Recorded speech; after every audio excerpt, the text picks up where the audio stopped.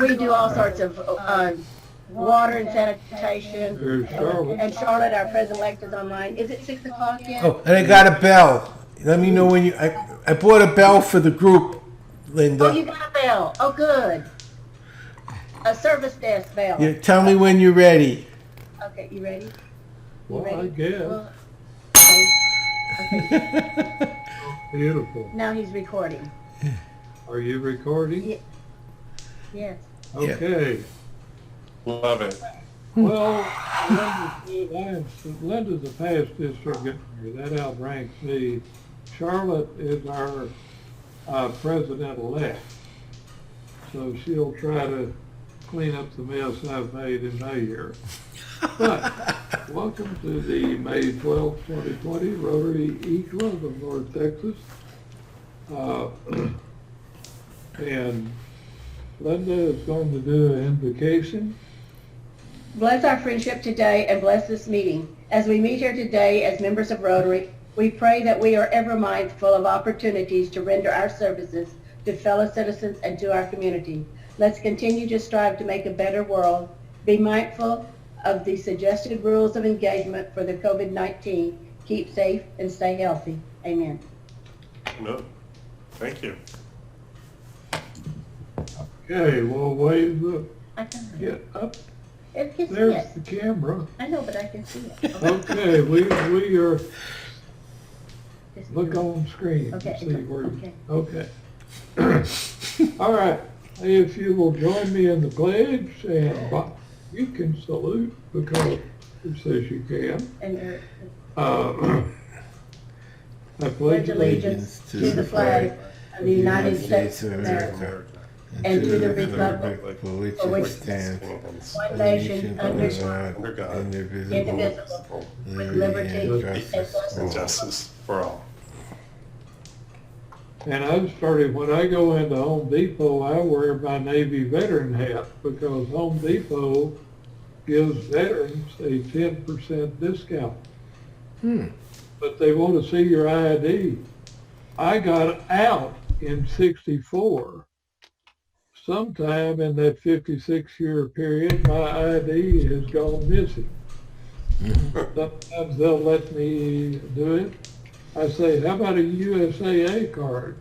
Bob, I think I'm willing to gamble that you are a USAA member. Is that correct? Yeah, they're a great organization. I am. Like 96% of the people who've been in the military, USAA is the insurance company. You have to be military or honorably discharged to be a member. And they have 96% of the people that have ever served in the military are USAA members. And that's approximately 9.6 million people. So, Charlotte, are you on computer? With Yes. just okay, but you just got your picture hid. Okay, so you can see you in the background, underneath the banner. Yeah. We're trying to get everything. See, I'm Virtual coming up Holger. do you have a webcam, Charlotte? My camera's messed up. Okay, I have a spare webcam. Before you take over as president, we'll need to get you hooked up. Yeah. Also, I have another question for you. On your president's pin, do you want one that you serve as the year you serve, like 2021 on it, or do you want just the plain president's pin? Oh, I don't know. What do people usually get? Well, I've got the one that has the year I served, and that way I don't have to have a past president's pin, and that way I remember when I served. That's a good idea. Okay, I'll get you one ordered.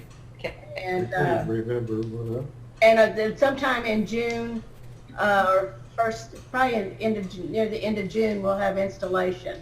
So we'll Okay. have to check with the Dindies to see when they're available, see if we're going to have it online or what we're going to do. Okay. So, anyway, but the only announcements I've got is, and everybody should have gotten this in an email from Pam Blankensee, but it's tomorrow evening at 7 p.m. is the first installment of our district conference. It's on Zoom. The ID number and everything is in the email you got. But anyway, let's try to attend because our district governor-elect Susie Howe from Houston is going to be the presenter.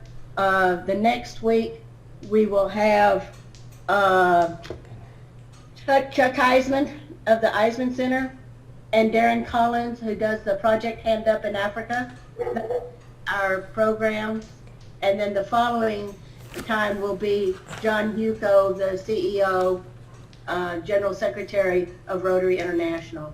So let's make every effort to be online for these meetings. This takes place of our conference, which normally is not 3 or 4 days long, and again, this will be free, so that's a bonus. So look to see everybody online. And that's all I have.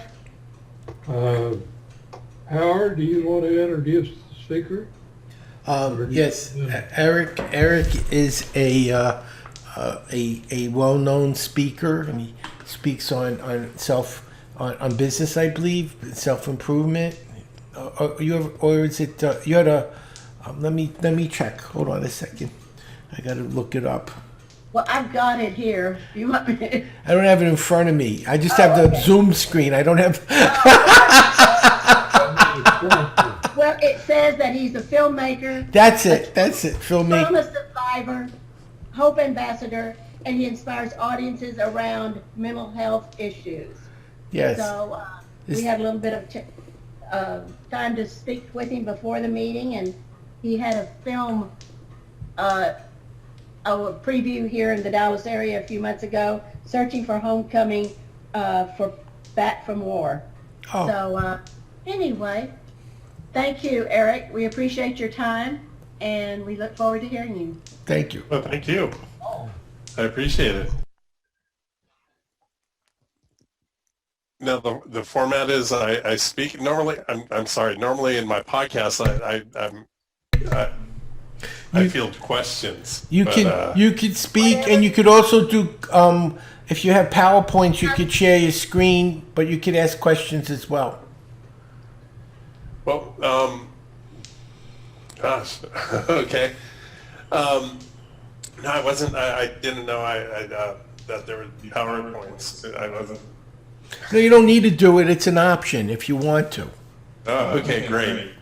Well, basically, I've been making films now for over, my story goes back to, I started making films when I was about 7 years old. And that was my first film that I had done with a script. And at 7 years old, I realized that I had some sort of message to give to the world, and but I just didn't know what it was yet. And so flash forward, to my college years, and I went to California Institute of the Arts in California, and that's where I really learned, my trade, filmmaking, and I became involved in a lot of music videos and commercial work and things like that. And I got very, very involved in the industry. And then in June 27, 1991, my home burned down in the Painted Cave fire disaster in Santa Barbara, California, and that basically changed my life. And from that point, even before that point, I was drinking quite heavily, I guess you would say. And after that fire, it took 7 months for me to realize it was God's calling me to change my life and start again with a clean slate. And that's when I made my first film. During that time when I got clean and sober, 7 months after that fire, I made my first film called Faces in the Fire. And it was about the fire survivors from that natural disaster and about their journey of healing afterwards, and me included. And so we premiered that film 1 year after the fire disaster to the community in Santa Barbara, and it went over quite well when I started working with the American Red Cross on PSAs, public service announcements and such. And but that film went over very well in the cable world, the cable television, and it ended up winning an Emmy Award. And from there, more importantly, from my first Emmy Award, what happened is the National Institute of Mental Health picked it up as a tool that they use to assist other disaster survivors after a disaster. So when they come in, when a disaster happens, the American Red Cross comes in and FEMA comes in, and they work with local practitioners, therapists and things. And so then they started using Faces in the Fire to train those individuals that come in after the disaster to debrief the victims. And so that was really my start in this world of filmmaking and interacting with people that have been through severe trauma.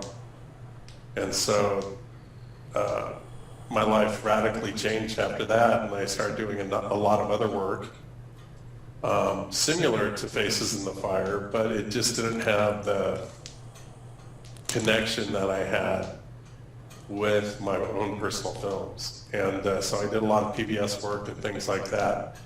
And then 10 years later, I was praying for an opportunity for another experience like that. And I was in one of my men's group, and there was a Vietnam veteran in there, good friend of mine, Bob Trimble, and he spoke up and said, you know, my mom has just passed away, and it's bringing up a lot of grief, and I'm having a really tough time, and I've heard about this motorcycle run called Run for the Wall, from California to the Wall in Washington, D.C., and I'm thinking of going on this run. And I knew right then and there that was God's calling me to go on another journey and make this film about these Vietnam veterans that go from Ontario, California to the Wall in Washington, D.C. And so the interesting part is my second son had just been born, and my first son was about, well, it would be 19 months, and my second son was 1 month old. I came home to my wife and said, I had just been at my Sunday men's group, and I came home, I'm like, guess what? I'm going on a motorcycle run with 300 Vietnam vets across the United States. And she's like, oh, great. And that was the start of that project. And I ended up going across the United States with 300 Vietnam vets and their supporters. And you can look this up. It's Run for the Wall. Unfortunately, it's canceled this year. But this was in the year 2000, so it was almost 20 years ago. So it was only 300 motorcycles and their riders. So about 400 guys, but going across the United States. And what happened is that there's two things on the mechanical, physical part of the motorcycle ride. These men go across the United States. They go through Texas. There's 3 different routes now, but I went on the central route. And we go across the United States, and every place that you stop, these towns come out. A lot of Rotaries, a lot of VFWs, Rotary clubs coming out to help, giving us lunch. VFWs opening up their doors, giving us dinners, things like that. And these Vietnam veterans got the welcome home that they never got when they got home the first time. And so they're riding across the United States getting that thank you that they didn't receive the first time through. And it's a major catharsis for them. And there's a very, very special place that this run stopped at called Angel Fire in New Mexico. And it's the David Westfall Vietnam Veterans Memorial. And this particular place was about 3 days into the run, and I'd been filming this whole process. The vets had allowed me into their circle because they found out, my true calling is to help others and connect with them. And through my own particular traumas, I can understand what they went through. So I'd been allowed into their group. It's 3 days in. We get to the David Westfall Memorial and Angel Fire. And that place was built by Dr. Westfall as a memorial to his son, who he lost in Vietnam. And he had built, with his own hands, this beautiful chapel in the middle of Angel Fire. And when we got off the motorcycles there, I was on the four-wheel, and Bob got off the motorcycle. That's where he really had his catharsis and the big breakthrough. And I was there able to capture it for my film, and I ended up going, obviously, the rest of the way, and produced a film called Homecoming: A Vietnam Vet's Journey. And then that ended up coming out on public television, and got a very favorable review in the New York Times. And but that was my introduction to working with veterans.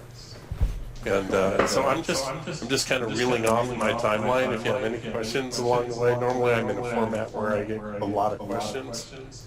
But basically, that was the beginning of my work with veterans. And that film went on to be on public television for over 3 years, and now it's still available. And it's been a healing tool for, hundreds of thousands of veterans. One of the biggest compliments I get, especially when I would screen that film and then my current film, Searching for Home, Coming Back from War, one of the biggest compliments I would get was, are you a vet? The audience would ask me if I'm a veteran, and I would say, no, I'm not a veteran. And then they would say, how do you know this? How do you know about this experience? And it's truly is my gift and my calling from what I went through personally to be able to connect with these veterans and tell their stories. And then it was another 10 years later that I've done a lot more work. And it seems like 10 years is kind of an ongoing theme with me. It can't be anymore because now I'm getting a little bit too old to wait 10 years to do another film. But that's when I was contacted by a therapist out of Kansas, out of Wichita, Kansas, about doing another film. And he had been working with one of the Vietnam vets that was in my film, Homecoming: A Vietnam Vet's Journey. And he had asked me to give him a call and connect with him about doing another film because these conflicts, these Middle East conflicts were starting to happen. And that's where Searching for Home, Coming Back from War was born. And that took over 8 years to make. And the interesting thing about Searching for Home, Coming Back from War is it has deep roots actually in Texas. And we had been fundraising for it for about 3 or 4 years, developing it, about 3 years, doing the fundraising. I was working with my friend Anthony Edwards. He played Goose in Top Gun, and he was the executive producer, and we used his agency and things to be able to get us a little bit of placement, get some visibility. I was very used to fundraising and doing underwriting with corporations because of my work with PBS. And then what happened is 2008 came along, and basically the bubble burst and nobody was underwriting any films. And so we had done one last attempt to fund this film with Anthony through what you would call a Kickstarter. We came up short, but there was a couple in, I'll just call them John and Diane. They like to remain kind of anonymous. but they had put some significant money into our Kickstarter campaign. And when they had found out the Kickstarter fell short, and literally that morning I had to make the decision to shelve this project, Searching for Homecoming Back from War. That morning I got an email from John, and he said, I'd seen your film, Homecoming: A Vietnam Vet's Journey, almost 10 years ago, and it significantly impacted my life, and I ended up going on that motorcycle run for the wall. And I received a lot of healing from watching that film. And at this, I'm married now, we have a very good business, and we would like to help you get out of fundraising mode and into filmmaking mode. And we'd like to use this as a ministry and pay it forward.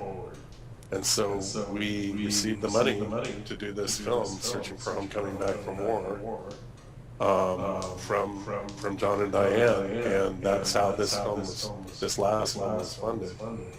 So it was another 3 years of production, putting that together, connecting with my veteran friends and finding new friends. And Searching for Homecoming Back from War is based on 3 pillars that all my films are based on. It's the truth, what happened, the trauma, the point of trauma. Sometimes it's multiple points that build on each other, sometimes it's one major point. It's the healing, which is when they actually find another person like them and they identify. So it's like that with any sort of recovery, for the drug addict, the alcoholic, or the trauma survivor. It's when you find somebody else like you and you go, oh, me too. And you have that identification. That's what we call the healing, and that's a major part of all my films. And then there's the hope. So it's the truth, the healing, and the hope. And then there's the hope, where these people that have started this healing path, they've found out they're not alone. It's usually accompanied with some kind of modality of healing, and they find it's either, for a gentleman named Freddie in our film, Searching for Homecoming Back from War. One of his modalities of healing was he was one of the top pedal bikers in the United States. It became very physical, his healing, his process. Some people it's art, some people it's therapy. It could be anything. But it's a healing path, and a lot of times it's spiritually based. It's my personal belief that that's the most effective healing path, based on the spirituality, but it's any one of those paths. And then they became, on the healing, they start on that path. And then, as I say, the hope is when you get to a certain point in your healing, that you go back to the very beginning of that cycle, back to the people in the truth, and you can offer them your experience, strength, and hope. And so that's kind of the cycle that I use in all my films. So, yes. Have you done anything with the fires from California, talking to the people that have lost their, I guess, in Paradise and all around the California area that had the fires 2 years ago?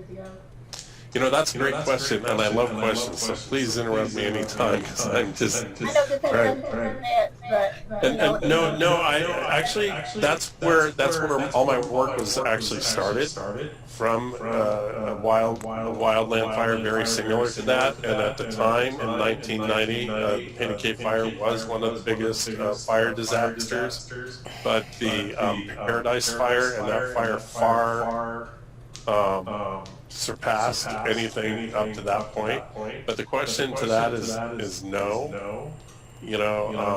I actually sent some of my films and things up, my film Facing the Fire, and I know the American Red Cross still uses it up in a situation like that, but no, I wasn't directly involved. I have a couple projects that involve disasters and working people with, going back to that's where I started, going back to people working that worked through disasters. But no, I wasn't involved in any of those directly. I did my film and then moved on to actually the veterans space, working with the veterans, and that's become kind of my forte, working with the veterans. But we went on to finish Searching for Home, Coming Back from War. Had a theatrical release, which I mentioned. We had the screening down in Fort Worth. We had screenings all over the United States. It had a theatrical release in New York and Los Angeles.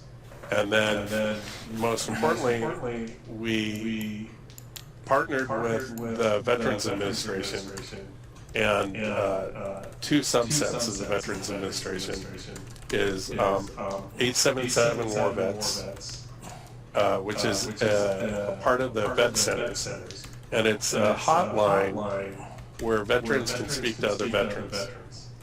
And I find it very important for anybody healing from trauma, particularly our veterans, particularly people that are going through other kinds of recovery, that they speak to somebody that's very similar, that understands where they've come from.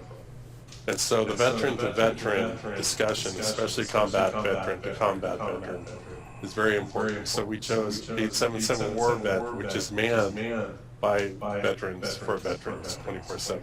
So we partnered with them on a national level for Searching for Home for our release on the public television. We also partnered with Coaching into Care for the families, and through Coaching into Care, the families can reach out and they have resources of how to work with their veterans, how to find them the proper care they need, and what to expect from veterans that have been exposed to trauma.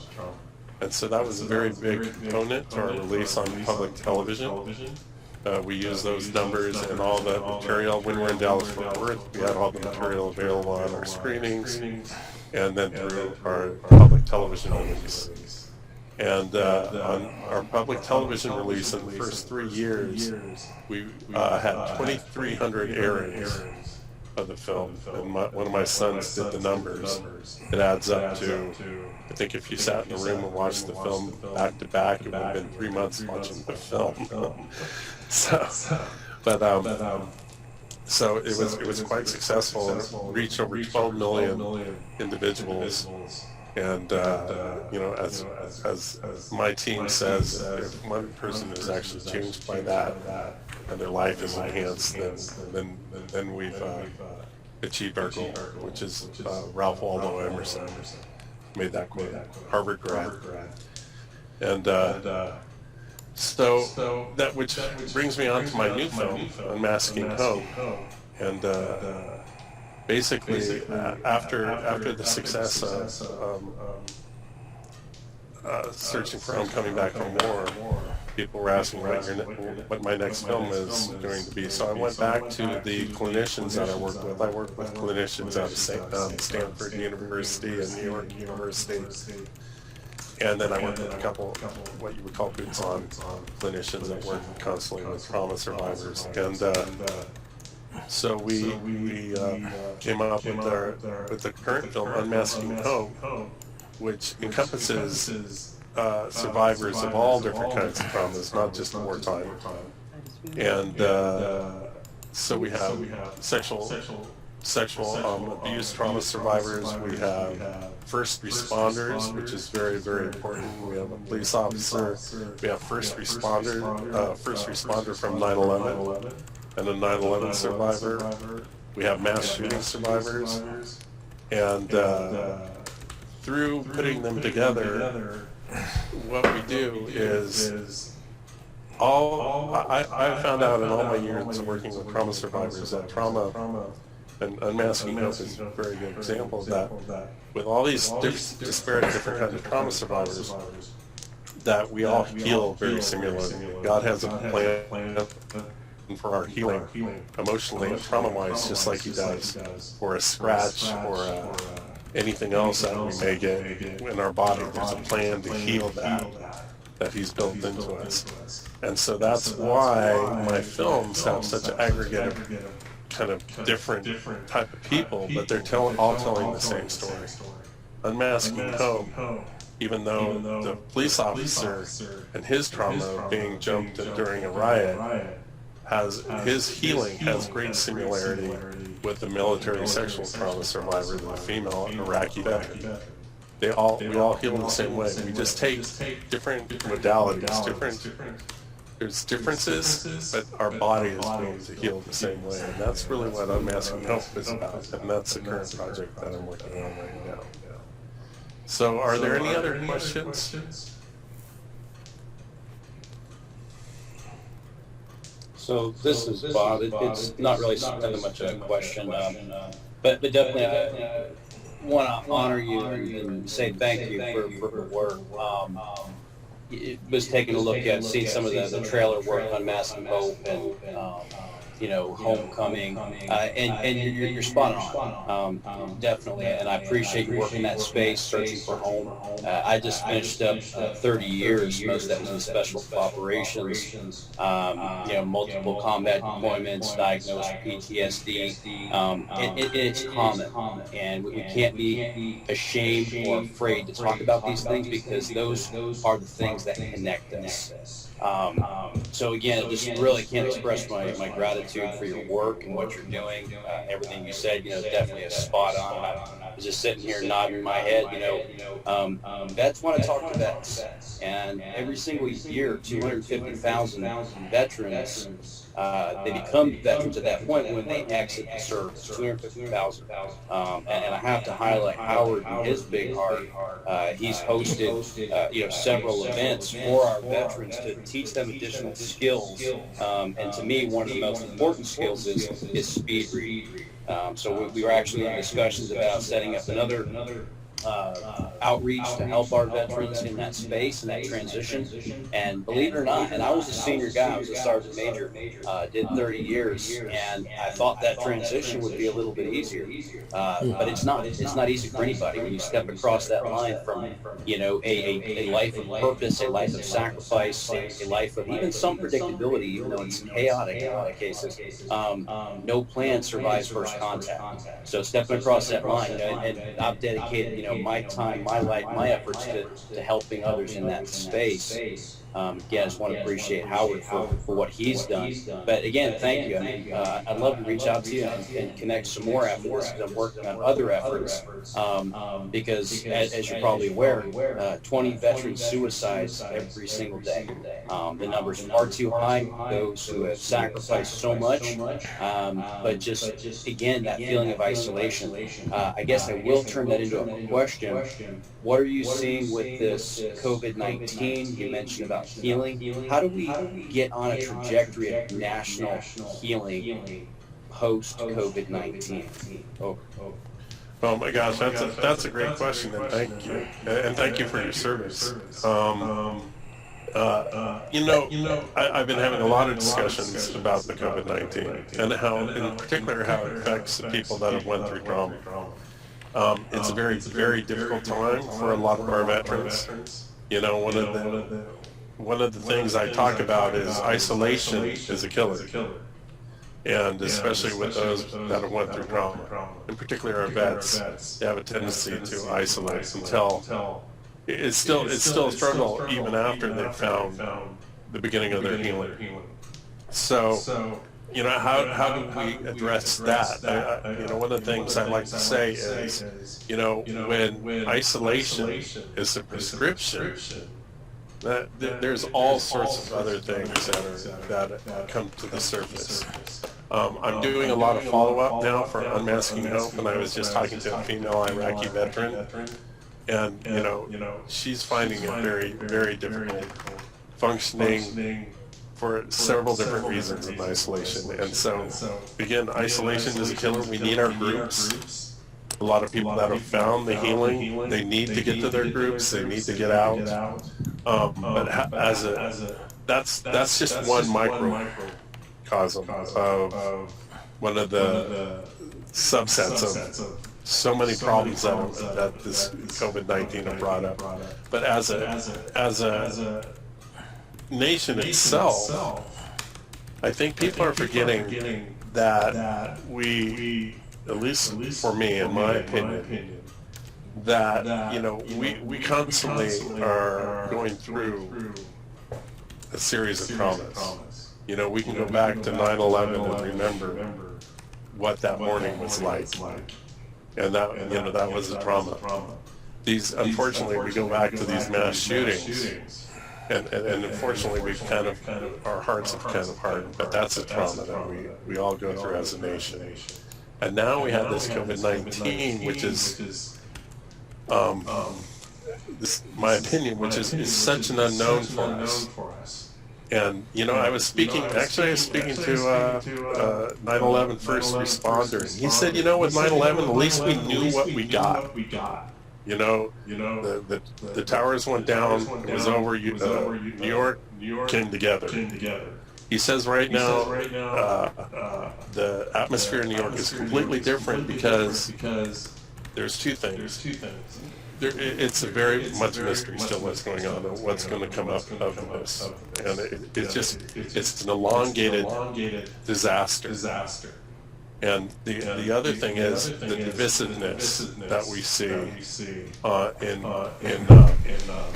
just, I don't want to get political. That's not my place. My films aren't political. But what the divisiveness of jumping on either side is not helping the healing. It's not helping what we're going to be facing after this when we come up a little bit for air and realize that we have all this kind of baggage after it. Because it's a well-known thing with disasters, and it's since I've worked a lot around disaster survivors, that it's not necessarily the original trauma that gets you. It's that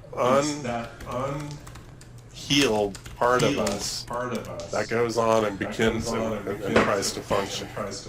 So it's well known, like where disasters hit, 3 and 7 year marks are tough times because it comes up in different ways. Untreated healing comes up in different ways. Those wounds come up in different ways. So we have a lot to heal from as a nation, I think, from the COVID.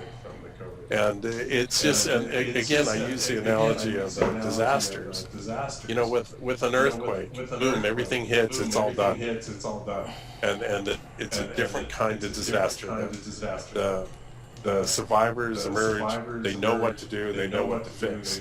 With the flood, and reoccurring floods, it's an ongoing thing.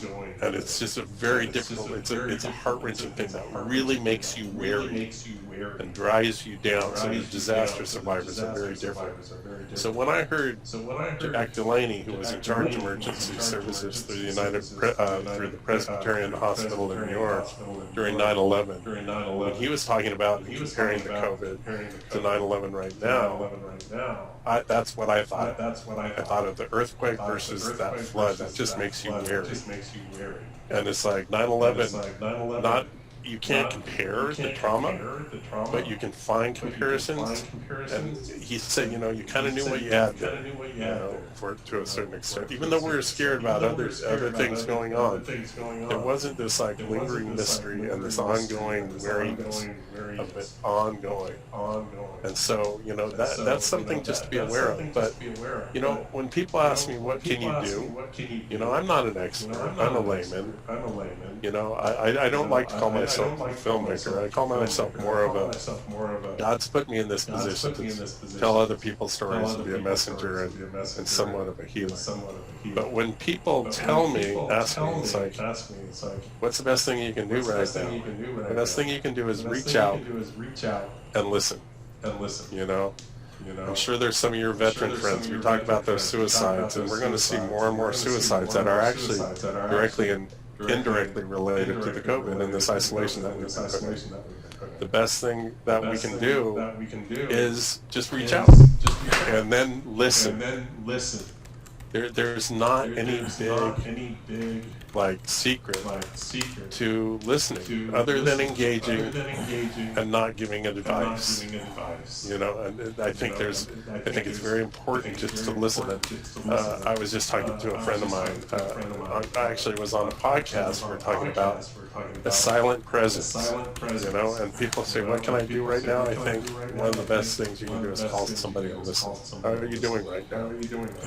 And that's what I've been doing with a lot of people from my films. You know, I'm blessed that they become friends.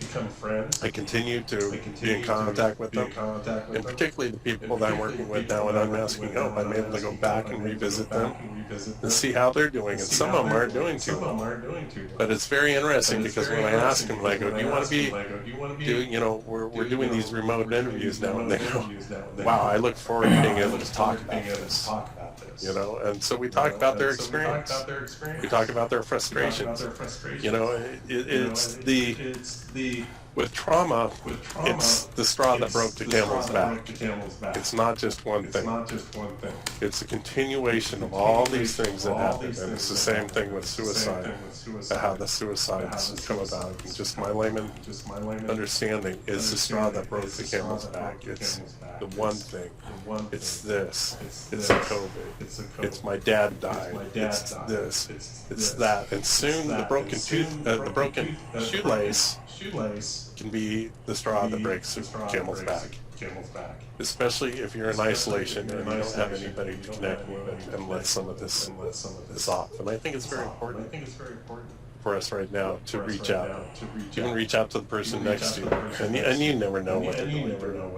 And that's what my films strive to do on a certain level, is bring awareness of what it's like to be in somebody else's shoes, be in the trauma survivor's shoes, and bring that awareness so you, as a viewer, can develop a certain amount of empathy, understanding their point of view, and then connect on that, and then in real life, then it's going to build tolerance, because you're going to be like, oh, that person that went through 9/11 18 years ago, it's not a valid thing for me to say anymore, just get over it. That was one of the, it was a traumatic thing that was seared in their memory, and they act out on it daily.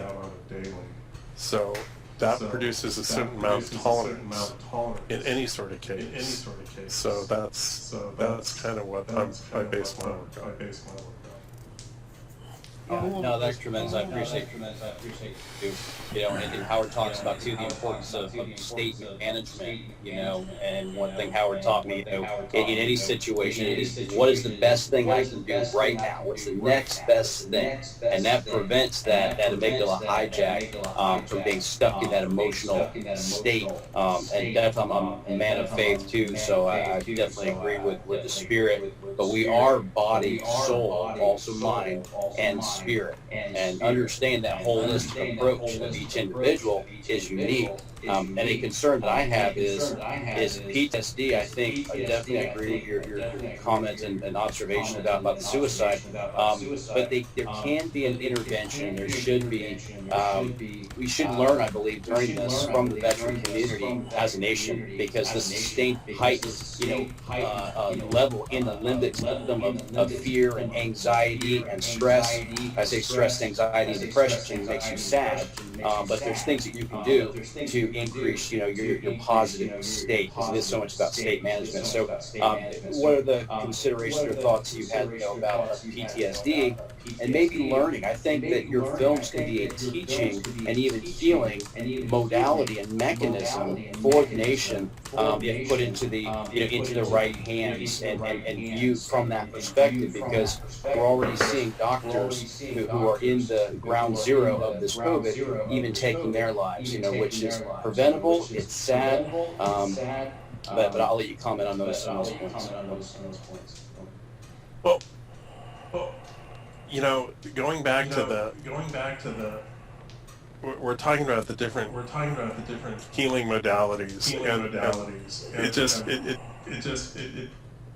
if I'm hearing what you're saying is, with my films, and particularly Searching for Home, Coming Back from War,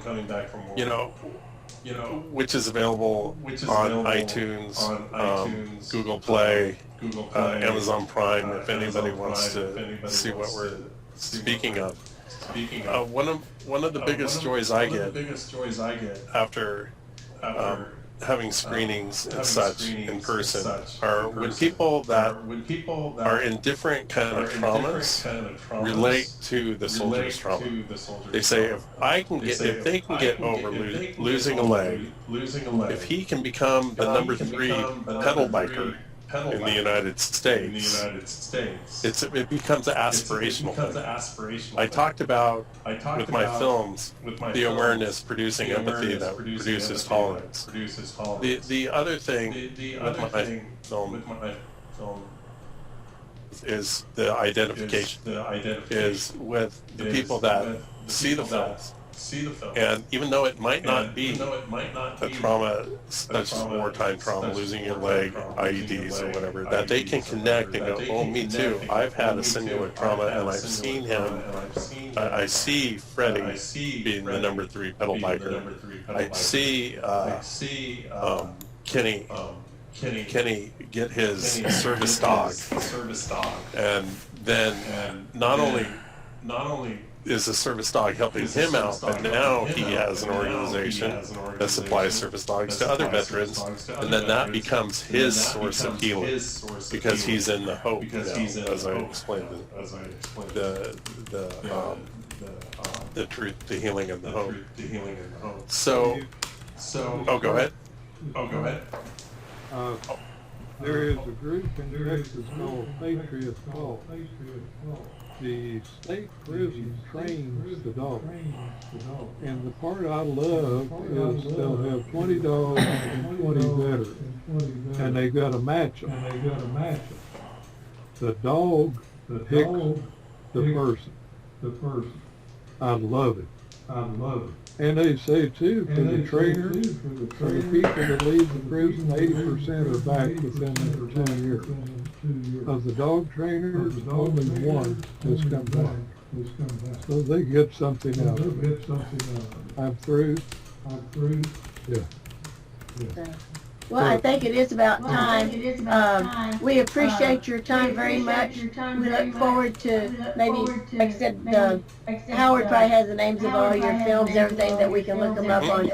Yeah. But thank you so much. We appreciate your time. And anytime you want to come join us in meetings or whatever, you have our ID and everything. We meet the second and fourth Tuesdays now instead of every Tuesday. But, Well, thank you so much. I appreciate it. And Howard, would you like to close the meeting? Sure. Let me unmute. Hold on. This Thank way. you, Howard. I got on mute.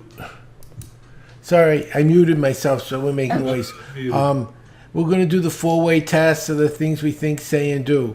First, is it the truth? Second, is it fair to all concerned? Third, will it build goodwill and better friendships? And fourth, will it be beneficial to all concerned? And do I ring the bell? Is that how you You may finish it? ring the bell. Okay. Thank you so much. Good to see you all. Okay. See you in 2 weeks or something like that. Thank you, everybody. Okay, Bye. Take care. I have speakers booked into Okay, October. well, that was another thing I wanted to mention to you. When I was going in, from San Francisco was trying to sign up, but it said everything, well, I guess I told you, but it had everything. I fixed it. Okay. I went online, I blocked out all the dates that weren't right, and the email changed it to 6 o'clock, Okay. not 5:30, and I extended the number of weeks they could go, so now they're booking into October. Okay, I'll tell. To look in October then. Is the second Tuesday open in October? I don't think so. Let me look at how far ahead I went. I'm trying to stay ahead. I'm doing. Recording if you want. Yeah. Let me see. Where am I? I think I'll go into October. I know I'm booked into October. The second week of October is Okay, booked. so the fourth. Fourth week, let's see, what's second, third, the 22nd 20th. Well, October 20th is open. Put in school district right now, KULDIP. LDIP. Oh, I'm sorry, what? KULDIP. Okay, I gotta do it through the system or else someone else will go in. Give me a second, I gotta go. KUL, DIP. KUL, I don't know what you're saying. I only hear KUL. DIP. Oh, Koldick, October 20th. I wrote it down and I will register. Do you have his email? Because I have to use an email. I'll have to email you. Okay, can you do that? And then I'll block him out. Because I need to use his email. And if you have a phone number, I'll put that in also. Because they started asking for phone numbers as well. In case you have to call people, I can never reach anyone. I don't have a phone number. Okay. So, I've got it right here then. Okay. okay, just send that to me and then I'll take care of it for you. And Bob, we could talk later tonight about another date. Oh, did you put it in the chat box? No, I was just asking for Eric's contact information. Oh, okay. I thought it was Linda. Okay, it was good to see you, Bob. How are you doing? Is everything working out for you? I'm having very long days because I work in the state and federal space now, so it's helping companies to provide personal protective equipment and different technologies to help the warfighter, help our first defenders, and our medical community. So it's been almost around the clock work, but I definitely love the contribution I'm able to make. You'd be good at that. I can see where you'd be very good at that. Thank you, sir. Yes. Yeah. Okay. Well, everybody, Bob, get back to me. We'll set up another date Okay. for the Wounded Warriors. And then just as our district is very involved in veteran support. We do the flag ceremonies, we have ceremonies, we have different Rotary clubs that have honor veterans. And so we have anyway, we have The city does a great Memorial Day. Oh, yeah. They got a speaker. The last speaker they had was retired. Before he retired, he was was the Army guy, Commander-in-Chief of the Pacific Navy. I've never seen many gold stripes on the sleeve before. But anyway. Okay. We look forward to seeing you in 2 weeks. And everybody sign up for tomorrow night for the district conference. Well, thank you, everybody. Thank you. Thank you for coming. Okay, bye-bye, everybody. We're gonna end the meeting. Yes. Take care. Bye-bye. God bless. All right, God bless. Bye, come in.